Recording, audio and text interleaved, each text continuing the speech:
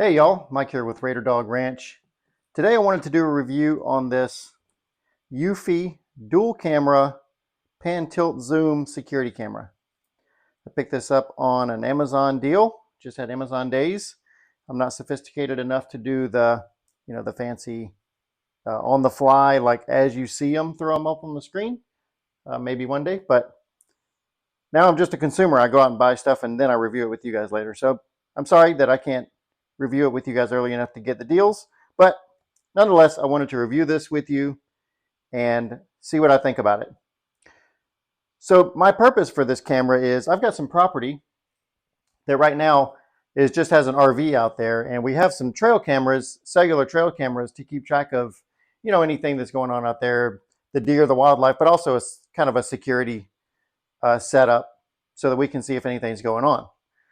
Well, that's not great because if you don't pay for a cellular plan, you can run out of pictures per month, or maybe you don't have the right angles. You only have one camera set up or two cameras set up. So we recently got internet out there, and I'm thinking if I can get internet power to the outside of the RV, I don't want to power the RV directly all the time. If I'm not there, I'm worried about fires, things like that. So if we can get power to the outside of the RV, then I can get my internet working all the time, basically, and I can set up a camera like this. So that's my plan. I'm going to set it up. I'm going to play with it here at the house, but the goal is to eventually move it out there. All right, enough about that. Let's get into it. I do have a link in the description below for this camera. If you see the review and you like it, then you can click there and go right to it. This is the S340 model. And the reason I picked this one is for multiple reasons. One, it's solar powered. You don't have to deal with power cables or switching out batteries or anything like that. The other reason is because it is a pan tilt zoom camera. The zoom is really in a 2-lens setup in this camera, but what I was really looking for in the pan tilt was, can I just get one camera to kind of create a 360 view, or at least close to 360 view? That way I don't have multiple angles to worry about. This one is supposed to have AI motion tracking. So if it detects any motion, it'll move the camera to that location and it will track that object while it's still in the camera's view. So I'm looking forward to testing out that. It's also supposed to have color night vision. So that will be a nice feature. I think it says up to about 50 feet. So that's not real far, but for most parts, as a security feature, I think that'll work out fine. And finally, the biggest reason that I probably picked this one is no monthly fee. So what that means is most systems out there today will sell the equipment relatively cheap because they want you to do the monthly service to be able to access the storage in the cloud or whatever they do. So, the Ring cameras, the Nest cameras, all of those have service fees. I was trying to avoid that. So this one has on-camera storage that you can still access from the app from remote locations. So that's another thing that we'll be testing. As far as resolution, this is a 3K camera. To be honest, that's a little on the weak side. I was looking for either a 4K or an 8K. And to give you an idea of what that means, usually 1080 resolution, like your standard high definition TV, that's sort of equivalent to 1K. That's what they call 1K. So a 4K is like, let's say if this screen was 1080, if it's a 4K, it's 4 of those in one screen. So when you zoom into it, if I zoom into this block, I still get 1080 resolution. So that's what's really important with security cameras. Once you zoom to get a real good look at, say, a person or an object, you still have really high resolution. 8K is by far the best at that, but they're still a little on the pricey side. So we settled for this one as a compromise between price and technology, and we're going to see if I'm disappointed with that. I'll probably set it up at the house to do some testing and see what the resolution looks like. So let's see what's in the box.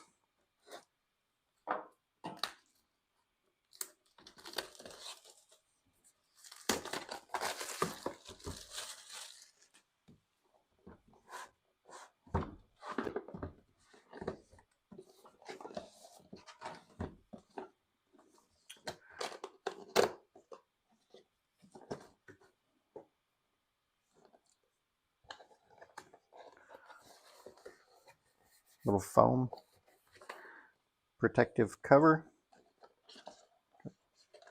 the solar panel with a USB-C connector.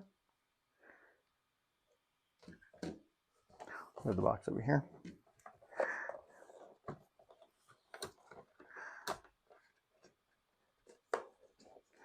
It's in there pretty tight, good packaging.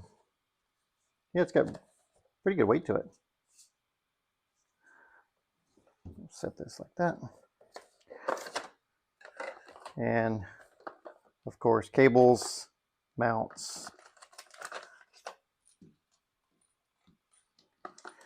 There is a gutter mount. So if I was going to mount this on my house, I might consider the gutter mount that they sell for this, because the problem that I think you're going to run into with a solar camera is if you set it under an eave, then you can't really get good sunlight. However, it seems like the ones that I reviewed or looked at, I didn't review them, the Amazon page said a lot of them were returned. So you should look for that on your Amazon purchases if there's a lot of returns for specific items. That one said it was returned a lot. It kind of made me wonder if maybe it wasn't very stable, because that's a pretty decent weight. I would say that's a few pounds, because it's got a battery in it too. Obviously, the solar panel is going to charge a battery in here. So between the battery and the camera and everything, that's a pretty decent weight. So it's got dual cameras, one telephoto, one regular.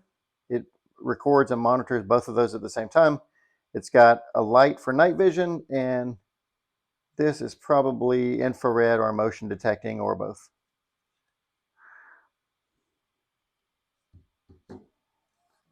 And there's a mount here. We'll figure out how that works.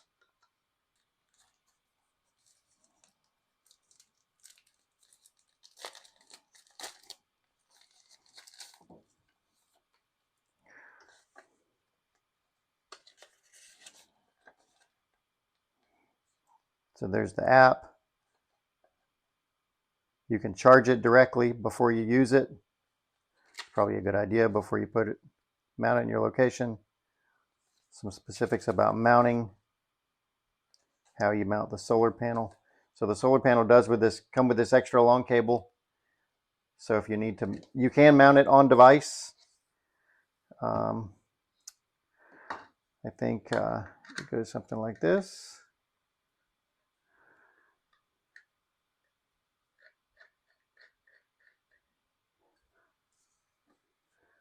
And this, is that right?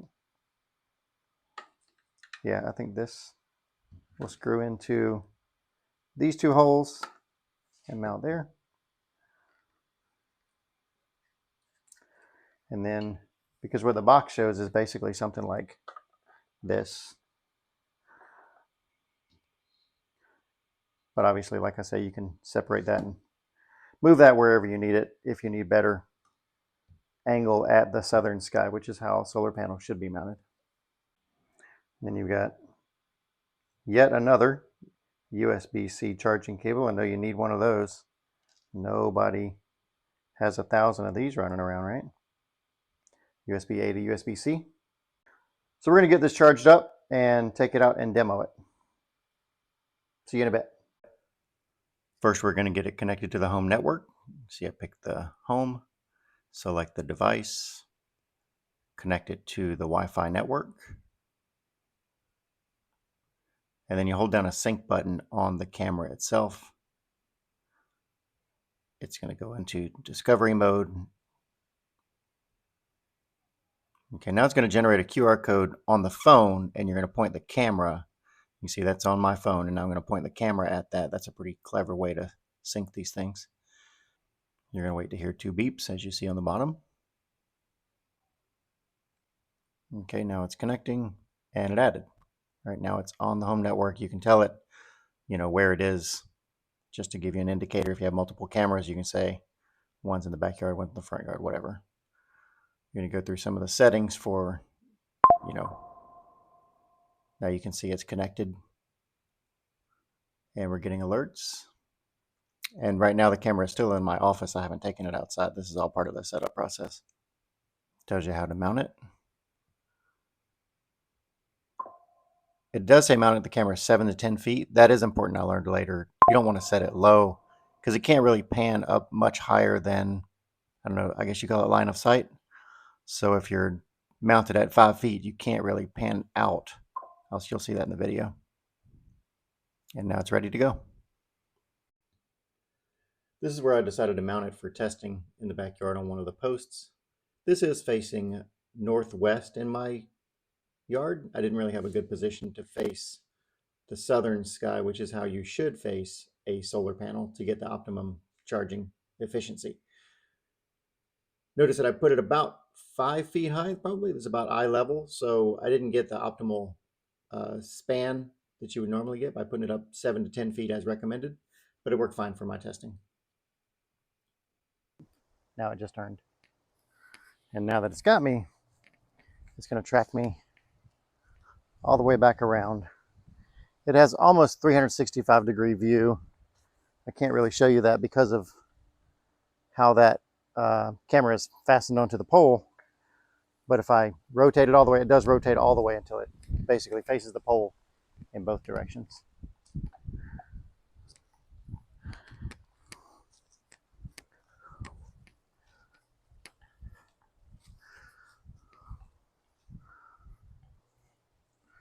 So this is something interesting to note.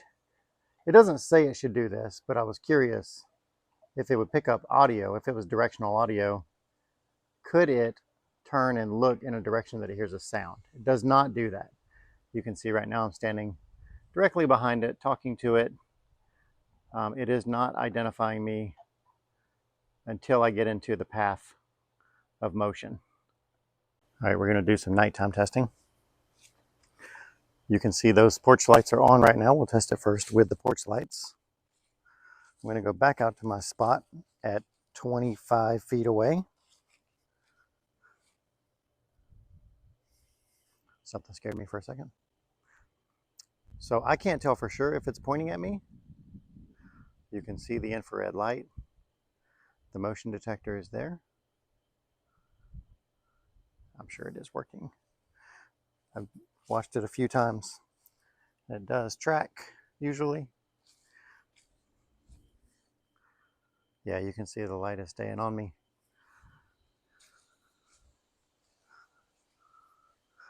All right, so obviously when you record low light situations, cameras pick up a ton of light. That porch does not look that bright to me. It looks, let me see if I can bring down the light. I'm going to bring down my brightness. That's a little lower than what my eyes see, but I'll show back out into the yard.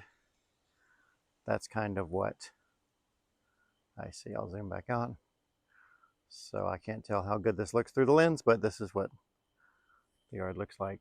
You can see, yeah, you can see a little bit of city light over that house. So it's pretty dark out here. It's 6:33 and it's November the 4th, so we just went through time change. It's definitely dark. Sun is down. So what I'm going to do is change that. You might notice the camera has reset. You don't see the red light anymore. It does reset. If you stand still long enough, it will move back to its default location. And for me, that points right out there. So we're going to do the same thing. I'm going to turn the porch light off and go through that so you can see what the low light looks like. And then we're going to switch it over to colored light, which is a light that comes on the camera when it sees motion.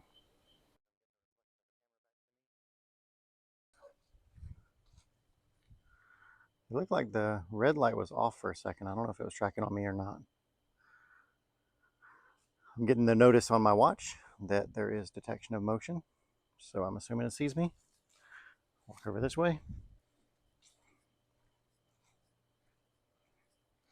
Yep, it's tracking to me. All right, so that is about 25 feet away in complete darkness. Let's change it to color mode. Okay, now we have set to color night mode. And you see the light come on when it detected my motion. So this is what you see looking back at the camera, but I'm going to split screen this so you can see what it looks like. Now, I'm probably 10 feet away. I'm going to back up to the 25-foot mark. If I can find my marker, here we go. So this is 25 feet away. to give you an idea of what color mode looks like at night. I'm going to walk back.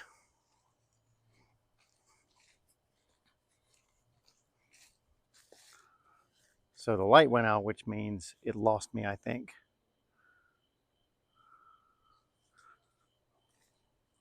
And I'm just going to slowly start walking back toward it and see where it comes on.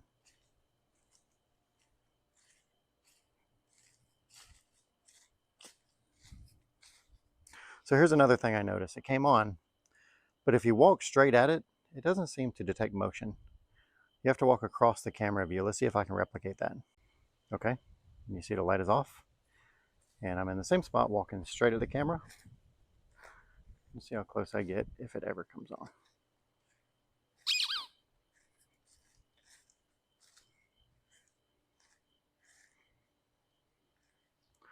You can see I'm probably 6 feet away from it. I can almost reach out. 1, 2. I was 3 steps away. I would have got you. Okay, now I'm going to walk across at about, I don't know, 15 feet or so away from it. Yeah, and it came on right away. Definitely a difference. The camera wants to see motion going across its view, not straight at it, for the motion activation to work. And maybe that's common for all motion. I don't really know. I haven't worked with a lot of motion cameras, but it definitely 1, 2, 3, 4, 5 steps, and it picked it up again. Pretty interesting. Now we're going to test the zoom capability of this 3K system. Like I say, it's not as easy as I would like it to be because I can't pan up as high as I want to. So for example, if I go with this default view here and I go from 1x to 3x, it kind of zooms in a downward direction. It does that because the camera and the way it's mounted, it's naturally going to look down a little because you're supposed to mount it 7 to 10 feet above the ground. So it's no fault of the camera, it's the way I have it mounted. But if I move that to look at this pot, I can double tap to zoom in a little more. In addition to 3K, you can see my dog walking around there. This is the 1K. Again, 3X goes here, and then I can double tap and go in further. I can pan around with my finger within that zoom, go back to 1X. And you can see within that 1X, I can move around pretty smoothly, just dragging my finger. But it is, as I expected, it's not quite the high level of zoom that I wanted. I want to be able to pick out a license plate from 100 feet away, you know, something kind of crazy like that. But I also don't want to drop $1,000 on a camera, so you're going to have a trade-off there. This one is definitely not bad. It's got good resolution for a very affordable cost. Okay, so final thoughts on this thing. The Eufy SoloCam S340. I am a fan. I think it's great. It really checks every box that I was interested in. It has night vision. It has AI motion tracking that works really, really well. It has solar power, so I never have to worry about batteries or cables. The 360 pan tilt zoom is great because I can get every angle that I need.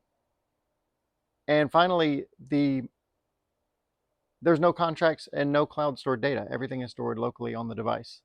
I have had 0 issues with it. The application works really smoothly, no problems with it. Notifications work really well. I don't get false notifications for things like there was a heavy rain last night. I wasn't getting constant false notifications for that. I do have a dog that runs around in the backyard. You just saw her. And it does not alert me when she's roaming around. It can alert on humans and vehicles. It is not capable of alerting on animals, which I would like to see as an improvement because, again, my goal is to put this at the land, and we do like to watch the deer out there, so it'd be kind of cool if it would auto-notify me if the deer are at the feeder and things like that. Anyway, back to the recommendation. I really like this camera a lot. I probably will end up getting more of these cameras, maybe for my own home, or maybe for different views of the property, but highly recommended. Go out and get you one. I hope you enjoyed this video. Thanks for staying to the end. Smash the like button and the subscribe if you like this and other content like this. And thank you for the support, and we'll see you next time.